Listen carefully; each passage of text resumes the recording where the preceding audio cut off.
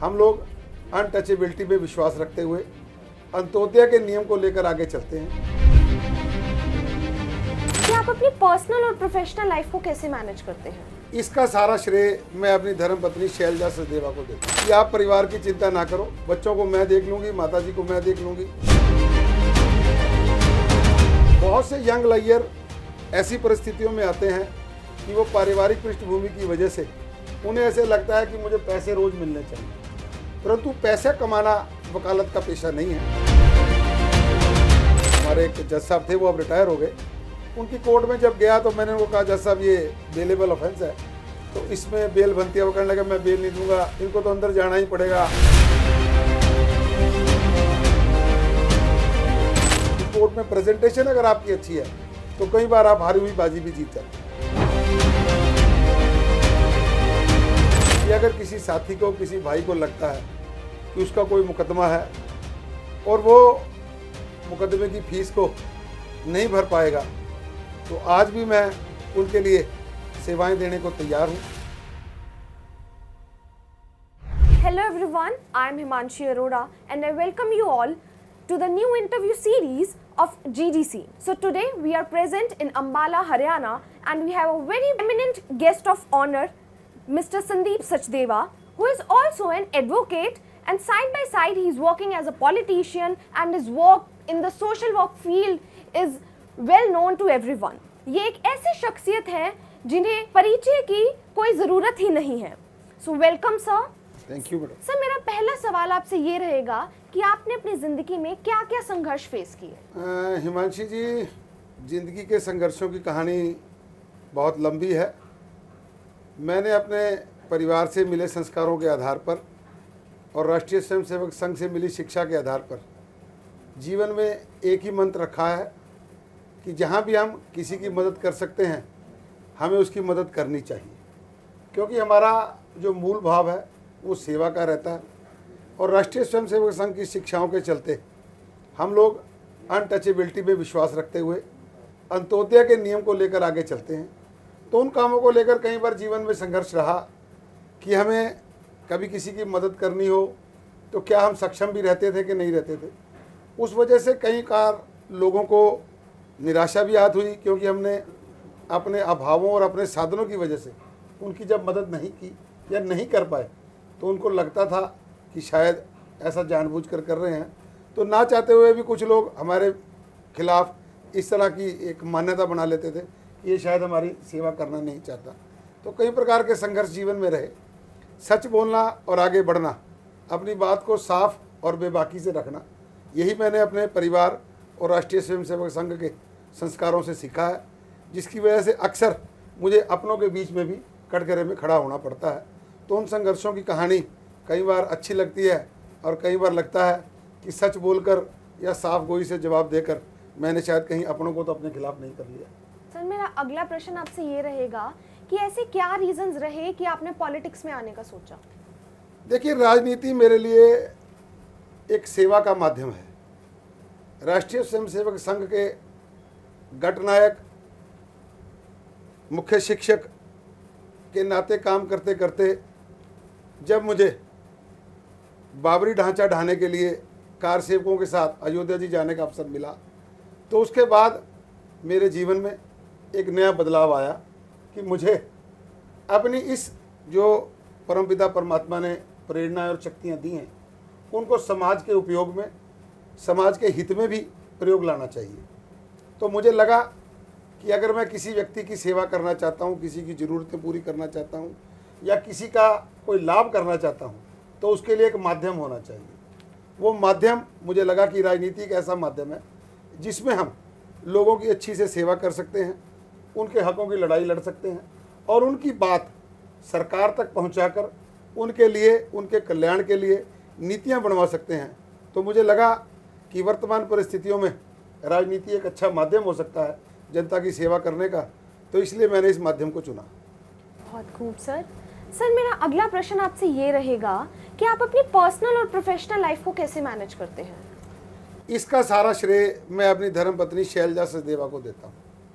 देखिए, 26 साल के मेरे वैवाहिक जीवन में जब भी मैंने समाज के लिए कदम बढ़ाए सेवा के लिए, राजनीति के लिए, अपने संगठन के लिए, अपने मित्रों के लिए या समाज में कहीं भी आने जाने के लिए, तो मेरी अर्धांगिनी शैलजा सचदेवा ने कभी भी इसमें कोई रोड़ा नहीं अटकाया, अपितु वो मेरी एक मिसाल बनकर खड़ी हुई, मेरे लिए एक चट्टान बनकर खड़ी हुई और हमेशा मुझे प्रेरणा दी कि आप परिवार की चिंता ना करो, बच्चों को मैं देख लूँगी, माताजी को मैं देख लूँगी, भाई को मैं देख लूँगी, भाभी को मैं देख लूँगी। आपका जो समय समाज के लिए जा सकता है वो आप ज़्यादा से ज़्यादा लगाएं, तो मैं इसके लिए सारा श्रेय अपनी धर्मपत्नी शैलजा सचदेवा को दूंगा। बहुत खूब सर। सर मेरा अगला प्रश्न आपसे ये रहेगा कि एक बीइंग एन एडवोकेट, आपकी लाइफ के स्टार्टिंग में क्या स्ट्रगल्स आपने फेस किए? देखिए, कहावतें बहुत सी बनी हुई हैं कि वकील की जवानी बड़ी मुश्किल से कटती है, तो वो मेरे साथ भी था और मेरे साथ शायद दोहरी मार थी। नॉन एडवोकेट फैमिली की होने की वजह से मुझे प्रोफेशन में अपने आप को स्थापित करने में बहुत समय लगा, परंतु मैं अपने गुरु श्री लेखराज तनेजा जी, जो आज इस दुनिया में नहीं है, का आभार व्यक्त करता हूँ कि उन्होंने मुझे कानून की बारीकियों से जितनी जल्दी अवगत करा सकते थे उससे भी ज़्यादा मौका दिया और मुझे मेरे बिल्कुल स्टार्टिंग कैरियर में ही मुझे बहुत से चांसेस दिए कि मैं कोर्ट में जाके परफॉर्म करूं, कोर्ट में जाके काम करूं। फ्री हैंड जो मुझे उन्होंने दिया, उसी का नतीजा है कि मैं इतने छोटे समय में ही आज वकालत की दुनिया में अपना एक छोटा सा मुकाम बना पाया हूं, क्योंकि एक अथाह समुंदर है, इसमें रोज़ नई बातें सीखने को मिलती हैं, रोज़ नए काम देखने को मिलते हैं। परंतु इस सब का श्रेय मैं अपने गुरु श्री लेखराज तनेजा जी को देना चाहूँगा कि उन्होंने मुझे जो कानूनी बारीकियाँ सिखाई, उसकी वजह से मैं आज एक कह सकता हूँ कि एक सफल और कामयाब एडवोकेट हूँ। सर मेरा अगला प्रश्न आपसे ये रहेगा कि जूनियर लॉयर्स को स्टार्टिंग में बहुत सारे चैलेंजेस फेस करने पड़ते हैं। उनके पास स्टार्टिंग में काम भी नहीं होता है, अगर वो अपने सीनियर्स के अंडर काम भी करते हैं तो उनके हाथ कुछ नहीं आता है, तो इसके बारे में आप क्या कहना चाहेंगे? देखिए, वकालत एक बहुत बड़ा नोबल प्रोफेशन होने के साथ साथ एक बहुत रॉयल प्रोफेशन भी है। यहाँ जो वकील पेशेंस रखता है वो बहुत दूर तक जाता है और बहुत नाम कमाता है। बहुत से यंग लॉयर ऐसी परिस्थितियों में आते हैं कि वो पारिवारिक पृष्ठभूमि की वजह से उन्हें ऐसे लगता है कि मुझे पैसे रोज़ मिलने चाहिए, परंतु पैसे कमाना वकालत का पेशा नहीं है। यहाँ हम जब तक ज्ञान का भंडार है, इस ज्ञान को सीखेंगे, नॉलेज को लेंगे, अपने आप को मैच्योर करेंगे और जब हम कोर्ट में डिलीवर करेंगे तो अपने आप आपकी जो पब्लिसिटी है वो चारों तरफ फैलेगी और आपकी अच्छी डिलीवरी से ही आपको काम आएगा। तो ये मेरा नए यंग लॉयर्स को आपके चैनल के माध्यम से संदेश भी है और शिक्षा भी है कि वो पैसे के पीछे ना भागकर ज्ञान के पीछे भागें। कोर्टों में देखें कि सीनियर लॉयर्स कैसे बहस करते हैं, कैसे केस को प्रेजेंट करते हैं, उनकी ड्राफ्टिंग को देखें और उससे सीख के पेशेंस के साथ काम करें। निश्चित तौर पर वो एक सफल लॉयर होंगे और नए वकीलों को उनसे काफ़ी कुछ सीखने को भी मिलेगा। बिल्कुल सही कहा सर आपने। सर मेरा अगला प्रश्न आपसे ये रहेगा कि लोअर कोर्ट्स बेल देने से कतराती हैं और सुप्रीम कोर्ट ने भी इस पर अपनी ऑब्जर्वेशन दी है, तो इस पर आप क्या टिप्पणी करना चाहेंगे? देखिए, जो लोअर कोर्ट्स होती हैं वो भी नए लॉयर्स की तरह होती हैं, क्योंकि जो लोअर कोर्ट्स के जज होते हैं वो भी इनिशियल स्टेज पे होते हैं, वो भी नए नए, जैसे हम अभी बात कर रहे थे कि यंग लॉयर्स होते हैं, ऐसे वो भी यंग जजेस होते हैं। उनको उतना एक्सपोजर नहीं होता, तो उनको कई बार वो भावनाओं में बहकर उनको लगता है भी अगर कोई मार पिटाई हुई है तो इन्होंने अच्छा इसको मारा है, परंतु उसकी लीगल कॉम्प्लिकेशंस क्या हैं, उसके मेरिट्स क्या हैं, उसके डीमेरिट्स क्या हैं, उन पर वो ना जाकर कई बार भावनाओं के चलते जो हमारे नए जजेस हैं वो कई बार बेल की जो डिस्क्रिशनरी पावर है उसको अपने विवेक से इस्तेमाल नहीं कर पाते। परंतु कई जजेस ऐसे होते हैं जो एडवोकेट फैमिली बैकग्राउंड से हैं, तो वो एक अच्छे जजमेंट्स देते हैं। ऐसा नहीं है कि वो लोग अपनी जजमेंट्स अच्छी नहीं देते, परंतु कई बार अनुभवहीनता की वजह से वो जो अपनी बेल की डिस्क्रिशन पावर है उसका वो वैसा इस्तेमाल नहीं कर सकते जैसा कि उन्हें करना चाहिए। बिल्कुल सही सर। सर अंत में मैं बस आपसे ये पूछना चाहूँगी कि आप हमारे युवा को, हमारे लोगों को क्या संदेश देना चाहेंगे? देखिए, युवाओं के लिए बड़ा सीधा सीधा संदेश कि हमें मेहनत और पेशेंस, ये दोनों चीज़ें साथ साथ चलानी पड़ेंगी, तभी हम ज़िंदगी में कामयाब हो सकते हैं। आजकल जो मैंने महसूस किया है कि हमारा युवा काम करना चाहता है, परंतु काम के साथ साथ वो रातों रात अमीर होना चाहता है। जो कि प्रैक्टिकली पॉसिबल नहीं है। जब हम काम करेंगे तो किसी भी काम को करने में और उसके रिजल्ट आने में समय लगता है। हमें अपने युवाओं को केवल और केवल इतना ही मार्गदर्शन करना है कि धैर्य रखें, ईमानदारी से काम करें। आज नहीं तो कल उनकी ईमानदारी और उनका धैर्य उनको उन ऊंचाइयों पर लेकर जाएगा, उनके सब लक्ष्यों की प्राप्ति के लिए लेकर जाएगा जिनकी वो आशा रखते हैं। परंतु इसके लिए धैर्यवान होना पड़ेगा और संयमित होना पड़ेगा, संस्कारित होना पड़ेगा और अपने देश के कानून में हमें विश्वास करना पड़ेगा। कई बार युवा भटक जाते हैं कि मेरे को कानून में इंसाफ नहीं मिला या मेरी सुनवाई नहीं हुई। उसके लिए कई तरह के चैनल और कई तरह की अदालतें, अपीलें हैं, परंतु हमें अपने देश के संविधान में, कानून में विश्वास व्यक्त करते हुए धैर्य से, ईमानदारी से, संयम से काम करना पड़ेगा। तो हम सब लोग मिलकर जहां देश को ऊंचाइयों पर ले जाएंगे, वहीं अपने आप को भी समाज में और देश में स्थापित कर पाएंगे। सर, आपके वकालत के करियर का कोई दिलचस्प किस्सा जो आप हमारे साथ शेयर करना चाहेंगे? देखिए, वैसे तो वकालत में बहुत से केस होते रहते हैं, बहुत से दिलचस्प किस्से हैं। कई बार हम केस अच्छे से लड़ते हैं फिर भी हार जाते हैं, और कई बार नहीं भी लड़ते तब भी जीत जाते हैं। परंतु जब मैं शुरू में आया था तो वो किस्सा मुझे कभी नहीं भूलता। मैं, हमारे जुडिशियल मजिस्ट्रेट थे अनिल जी, उनकी कोर्ट के अंदर एक बेल एप्लीकेशन पे आर्गूमेंट कर रहा था। तो मेरे पीछे काफ़ी सारे लोग खड़े थे। तो मैं जब आर्गूमेंट करके हटा तो जज साहब ने मेरी बात से कन्विंस होकर उस मेरे क्लाइंट को बेल दे दी।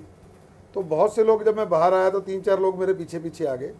वो कहने लगे, सर हमने आज आपकी बहस सुनी, हमें बहुत अच्छा लगा, हमारा एक केस चल रहा है, तो आप क्या हमारा केस कर देंगे? तो मैंने उनको कहा, हाँ जी, मैं केस करने के लिए ही हूँ, आप अपना केस बताएं। तो उन्होंने कहा, जी हमारा केस ऑलरेडी चल रहा है। मैंने कहा, जी कौन आपके वकील हैं? तो उन्होंने एक सीनियर एडवोकेट का नाम लिया।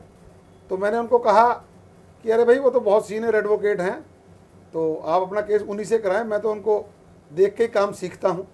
तो उन्होंने कहा, नहीं, आज हमने आपको कोर्ट में बहस करते हुए सुना और हमें अब यकीन हो गया कि हमारा केस अगर कोई जीत सकता है तो वो आप जीत सकते हैं। वो एडवोकेट सीनियर तो बहुत हैं, परंतु उनका कोर्ट पर जब वो बोलते हैं तो कोर्ट को ऐसा लगता है, कोर्ट को शायद इम्प्रेस नहीं कर पाते, या कोर्ट उनकी बात हमें लगता है नहीं मानेगी। अंततोगत्वा कई दिन की मान मनव्वल के बाद उन्होंने मुझे अपना केस लड़ने के लिए मनवा लिया, और उस परमपिता परमात्मा की कृपा से हम वो केस जो लगभग हारा हुआ था वो जीतने में कामयाब हुए। उसमें मेरे जो क्लाइंट्स थे वो परिवार के 4 लोग थे। पड़ोसी के साथ उनका झगड़ा था, उनके ऊपर धारा 323, 325, 148, 149, 506 मारकटाई का, हड्डियां तोड़ने का केस था। और अंततोगत्वा एक अच्छी आर्गूमेंट के बाद मैं उनको इंसाफ दिलाने में, न्याय करवाने में बरी रहा, क्योंकि उनके केस में बहुत सी कमियां थी और बहुत सी ऐसी बातें थी जो प्रोसिक्यूशन प्रूव नहीं कर पाई थी। तो बेनिफिट ऑफ डाउट दिलवाकर जब मैंने उनको बरी कराया तो वो लोग आज भी मेरे गुण गाते हैं। बाला में जब भी वो मिलते हैं, उस परिवार के लोग, वो कहते हैं कि सदेवा जी, हमें तो आपने बचा दिया। तो मेरे इनिशियल स्टेज पे वो जो एक मेरे जीवन का किस्सा, जो लोग कोर्ट में मेरी आर्गूमेंट देखकर, तब मैं शायद 1.5 साल की बात है, मैं वकालत में आया था। तो उसके बाद मुझे अपने आप पे भी कॉन्फिडेंस हुआ कि मेरी प्रेजेंटेशन को देखकर, मेरे आर्गूमेंट्स को देखकर लोग इम्प्रेस होते हैं।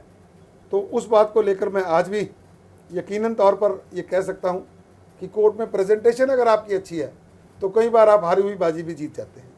सर, मेरा अगला प्रश्न आपसे ये रहेगा कि कभी आपकी किसी जज के साथ कुछ टसल, कुछ आर्ग्यूमेंट हुआ है? देखिए, जब हम वकालत करते हैं तो सिविल साइड में जब हम वकालत करते हैं तो डॉक्यूमेंट्स की लड़ाई होती है, और जब हम क्रिमिनल साइड में प्रैक्टिस करते हैं तो हमारे कुछ लॉजिक्स होते हैं जिन पे हम बहस करते हैं, और माननीय न्यायाधीश को अपने विवेक का इस्तेमाल करते हुए, डिस्क्रिशन पावर का इस्तेमाल करते हुए बेल देनी या ना देनी, ये न्यायाधीश के विवेक पर निर्भर करता है। परंतु कई बार जो अपराध होते हैं वो जमानती अपराध होते हैं। ऐसे ही एक जमानती अपराध के दौरान हमारे एक जज साहब थे, वो अब रिटायर हो गए, उनकी कोर्ट में जब गया तो मैंने उनको कहा, जज साहब ये बेलेबल ऑफेंस है, तो इसमें बेल बनती है। वो कहने लगा, मैं बेल नहीं दूंगा, ये बार बार ऐसे ही काम करते हैं, इनको तो अंदर जाना ही पड़ेगा, आप आ जाते हैं इनके साथ। मैंने कहा, जी वो मेरे क्लाइंट्स हैं जज साहब, हम अब लीगल बात कर रहे हैं, अगर हम लीगलिटी पे जाएंगे तो हम बेल इनका राइट है। आप तो ऐसे बात कर रहे हैं जैसे मुझे अंदर जाना है, मुझे थोड़ी अंदर जाना, आपने बेल नहीं देनी, आप इनको अंदर भेज दें। हम उसके खिलाफ अपील कर लेंगे। नहीं, आप अपील कैसे जा सकते हो? मैं कहा जज साहब ये बेलेबल ऑफेंस है। तो खैर काफ़ी मान मनोबल के बाद जब हमने जज साहब को कन्विंस किया तो अंततोगत्वा जज साहब को उनको बेल देनी पड़ी, क्योंकि वो बेलेबल ऑफेंस था। उसके अंदर ना चाहते हुए भी माननीय न्यायाधीश को बेल देनी थी। तो एक तरह से वो अड़ रहे थे भी मैं किसी तरह इनको अड़ाऊं, और हमने अपनी बात रखी कानूनन तौर पर कि बेलेबल ऑफेंस में जमानत देनी पड़ेगी। तो ऐसे और भी बहुत से किस्से आते हैं जब हम हल्के मूड में जजों के साथ उस लेवल तक चले जाते हैं बहस करते करते कि ऐसा लगता है कि शायद कोर्ट में दोनों पक्ष लड़ रहे हैं, परंतु ऐसा नहीं होता। वो अपनी कानूनन बात कर रहे होते हैं, हम अपने क्लाइंट का पक्ष रख रहे होते हैं। ऐसे बहुत से किस्से जीवन में कई बार आए। देखिए, मैं आपके चैनल को भी सेवा का माध्यम बनाते हुए अम्बाला के लोगों से आज भी अपील करना चाहूँगा कि अगर किसी साथी को, किसी भाई को लगता है कि उसका कोई मुकदमा है और वो मुकदमे की फ़ीस को नहीं भर पाएगा, तो आज भी मैं उनके लिए सेवाएं देने को तैयार हूं। मैं पिछले काफ़ी सालों से बिना कहे जो लोग मेरे पास आते हैं, जितनी मैं सेवा हो सकती है उतनी करता हूं, और ये मेरा आगे भविष्य में भी जारी रहेगा। क्योंकि हर आदमी इंसाफ के लिए कोर्ट तो आना चाहता है, परंतु कई बार वो वकीलों की भारी भरकम फीस और कोर्ट के खर्चों को देख कर डर जाता है। तो उन सब भाइयों को डरने की कोई जल्दी नहीं है, कोई ज़रूरत नहीं है। मैं यथासंभव यथाशक्ति उन सब के मुकदमे लड़ने के लिए तैयार हूँ, और निश्चिंत होकर वो कोर्ट आएँ, अपने हक़ की लड़ाई लड़ें, क्योंकि किसी के हक़ की लड़ाई लड़ना ये भी एक बहुत बड़ी सेवा है। जब उनकी लड़ाई लड़ने के बाद उनको हक़ मिलेगा तो मुझे लगेगा कि मैंने एक सेवा का कार्य और किया। तो अपनी इसी सेवा भाव को आगे बढ़ाते हुए जितने भी साथी लोग अपना कोई मुकदमा लड़ना चाहते हैं वो आएँ, उनका स्वागत है। मैं उनके हकों की लड़ाई पूरी तरह से लड़ूंगा। धन्यवाद। तो ये थे हमारे साथ अम्बाला से संदीप सचदेवा जी। मैं आशा करती हूँ कि आपको यह एपिसोड अच्छा लगा होगा।